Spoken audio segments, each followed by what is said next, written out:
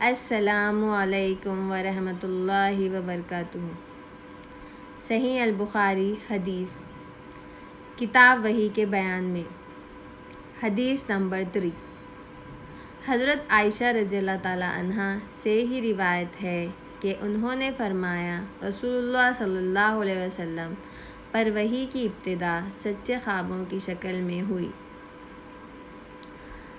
آپ جو کچھ خواب میں دیکھتے وہ صبح کی سفیدی کی طرح نمودار ہوتا، پھر آپ کو تنہائی محبوب ہو گئی، چنانچہ آپ غار حرا میں خلوت اختیار فرماتے اور کئی رات گھر تشریف لائے بغیر مصروف عبادت میں رہتے۔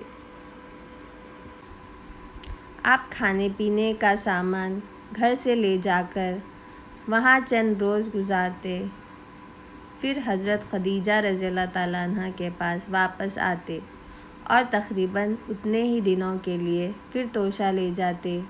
ایک روز جب کہ آپ غار حرا میں تھے، یکایک آپ کے پاس حق آ گیا اور ایک فرشتے نے آ کر آپ سے کہا، پڑھو۔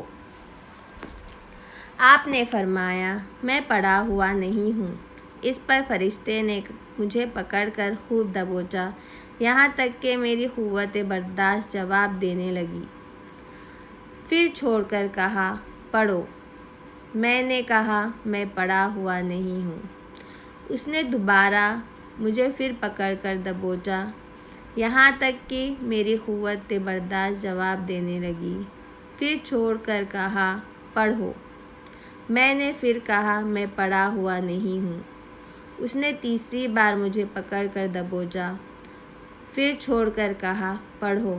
اپنے رب کے نام سے جس نے پیدا کیا، جس نے انسان کو خون کے لوتھڑے سے پیدا کیا، اور تمہارا رب تو نہایت کریم ہے۔ رسول اللہ صلی اللہ علیہ وسلم ان آیات کو لے کر واپس آئے اور آپ کا دل دھڑک رہا تھا، چنانچہ آپ اپنی بیوی حضرت خدیجہ بنت خویلد رضی اللہ تعالیٰ عنہ کے پاس تشریف لائے اور فرمایا، مجھے چادر اوڑھا دو، مجھے چادر اوڑھا دو۔ انہوں نے آپ کو چادر اڑا دی، یہاں تک کہ خوف زدگی کی کیفیت دور ہو گئی۔ پھر آپ نے حضرت خدیجہ رضی اللہ تعالیٰ عنہ کو واقعہ کی اطلاع دیتے ہوئے فرمایا، مجھے اپنی جان کا ڈر ہے۔ حضرت خدیجہ رضی اللہ تعالیٰ عنہ نے کہا، قطع نہیں، اللہ کی قسم، اللہ تعالیٰ آپ کو کبھی رسوا نہیں کرے گا۔ آپ صلہ رحمی کرتے ہیں، درمندوں کا بوجھ اٹھاتے ہیں، فقیروں و محتاجوں کو کما کر دیتے ہیں، مہمانوں کی میزبانی کرتے ہیں اور حق کے سلسلے میں پیش آنے والے مصائب میں مدد کرتے ہیں۔ پھر حضرت خدیجہ رضی اللہ تعالیٰ عنہ رسول اللہ صلی اللہ علیہ وسلم کو ساتھ لے کر اپنے چاچا زاد بھائی ورقہ بن نوفل بن اسد بن عبد العزیٰ کے پاس آئی۔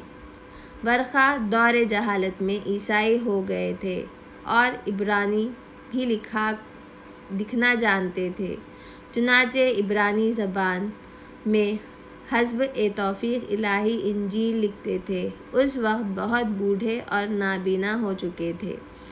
ان سے حضرت خدیجہ رضی اللہ تعالیٰ عنہ نے کہا، بھائی جان، آپ اپنے بھتیجے کی بات سنیں۔ ورقہ نے پوچھا، بھتیجے کیا دیکھتے ہو؟ رسول اللہ صلی اللہ علیہ وسلم نے جو کچھ دیکھا تھا وہ بیان فرما دیا۔ اس پر ورقہ نے آپ سے کہا، یہ تو وہی ناموس وحی لانے والا فرشتہ ہے جس اللہ تعالیٰ نے حضرت موسیٰ پر نازل فرمایا تھا۔